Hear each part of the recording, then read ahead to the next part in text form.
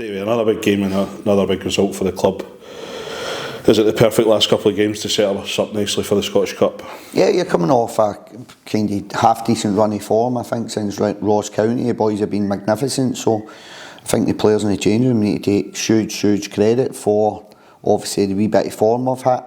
And, again, some big games and we've come out on top, so you're going into it in a good bit of positive momentum behind them. Hopefully we're in a good run and hopefully we can take that into the next game, which is Cove. So, yeah, I think the players deserve huge credit, but I think they've been phenomenal since Ross County away. I think they've been really good. Well, it's always tough on the park and sometimes in more recent times off it, asking fans to play 3 games in a row. How incredible has it been seeing such a good backing in the stands, David? It's like, honestly, I don't think they understand how much we'll speak about it as staff and players as a group about did you see the fans. I'll go back to the first away game at Falkirk, backed us. Ayr United really backed us again, and then we went to the Falkirk game here on Friday and there was a huge support, and then that support then carries on over to the Wednesday, which is brilliant. And I think if you put it in a percentage, it's probably sitting around 45-50% of your season ticket holders, and if you're an away club and you're taking 50% of your season ticket holders away with you, I think that's testament to the fans. I think they deserve huge credit. I know we've only got a small fan base, but they deserve huge credit for the backing they're giving the players. It makes a change to get Cove at home. It's normally a trip up north. Is this a game you're looking forward to? Yeah, no, definitely. I think I'm looking forward to getting back to playing at Livingston, to be honest. Surfacing Wednesday night, I would take playing in an AstroTurf surface over that kind of surface all day long, so I'm looking forward to getting back, kind of knowing what the surface is going to bring to the game, if that makes sense. Like, you're going into a Dunfermline game, you're going in with a game plan, but you get there, you do the warm-up and you've got to tweak it slightly because you've got to play conditions. So I'm looking forward to getting back, playing at home on a surface that we're familiar with, but on a surface we know what it's going to give us.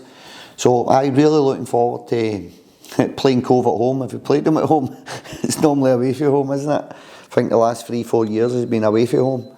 Can't remember playing them at home, if I'm honest. Maybe we have, but I'm looking forward to the game, and the players are looking forward to the game also. Livingston have always, over the years, thrived off the underdog tag. Does being favourites add pressure on you and the team? No, I think that's a challenge that we've had to kind of meet head on this season. Probably over the previous 6 seasons, you've been into games being the underdog, but I think this season we've approached a lot of the games, 70-75% of the games, where we've been kind of the favourite to win the tie. So it's a challenge, a demand that we've had to embrace this year. So I think we're more accustomed to it. We're used to going into games with that kind of pressure of winning the game lying at our feet rather than the opponent's feet. So no, I think the boys have stood up to the test fairly well this season. Obviously Mishak and Robbie missed out on Wednesday night. Will they be back in contention this weekend? Back in the squad. It's a rule I think is pretty poor, if I'm honest. You've got 2 boys that are played with the B teams in the cup, 2 boys that did miss a semi-final, 2 boys that are going to miss a final from playing with our B teams. So I think if we're really serious about progressing and developing young players in the country, we shouldn't be inhibiting their pathway to potentially playing in big games of football, semi-finals, finals, quarter-finals. So 2 boys played with the B team, which is their development for their respective clubs, but it's going to have an impact on, well, it had an impact on Wednesday, it's going to have an impact on potentially them missing a cup final. So I think it's a rule we need to really look at as the SPFL. We need to look at that to make sure, because I get it, playing with your club and you're a first team player, but I think the B team's slightly different.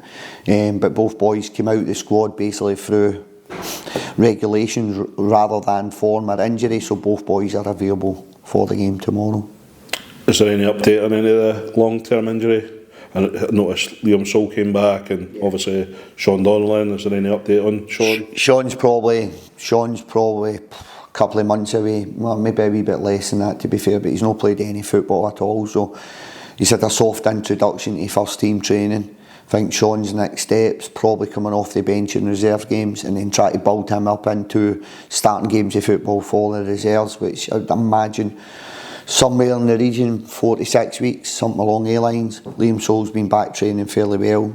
Pittman trained today, he's okay, and Stephen Kelly's the only one that's actually on the injured board just now, but Stephen Kelly's no far off the last stage of his rehabilitation, so fingers crossed, touch wood, we're in a good place in terms of injuries, and because Knotts came off with a knock. I didn't think Knotts was going to make the squad, if I'm honest, but he came in and done his recovery on Thursday and trained today, so he's in a good place as well. So now I've got a really, really strong squad.